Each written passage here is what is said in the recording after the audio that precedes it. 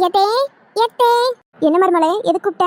எத்தே எனக்கு நல்ல வயிறு பசிக்கு. நான் சொல்றதெல்லாம் சீக்கிரம் சமைச்சு வச்சிருங்க. சிக்கன் குழம்பு, மட்டன் சுக்கா, இறால் தொக்கு, நண்டு ரசம், மீன் ஃப்ரை இவ்வளவும் செஞ்சு வச்சிருங்க. சீக்கிரம் போங்க. என்ன இவ எனக்கு இவ மாமியாரா இல்ல அவளுக்கு நான் மாமியாரானே தெரியல. இஷ்டத்துக்கு ஆர்டர் போட்டுக்கிட்டு இருக்கா. எல்லாம் நம்ம மகன் கொடுக்குற இடம். அவனை போய் வச்சு கிடச்சு. எத்தே பொறுமையா செய்ய போறீங்க, சீக்கிரமா செஞ்சு கொண்டாங்க.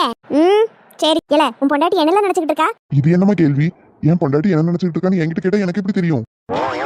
இல்ல நான் தானே மாமியாரு, எனக்கு கூப்பிட்டு ஆர்டர் போட்டுக்கிட்டு இருக்காளே அதை சமைங்க இதை சமைங்கன்னு ஒய்யாரமா உன் பொண்டாட்டி அந்த சோபா மேல காலை நீட்டிட்டு உட்காந்துருக்கா. எல்லாம் நீ கொடுத்த இடம் தாம்ல, உன்னாலதான் அவ அப்படி ஆடிட்டு தெரியறா.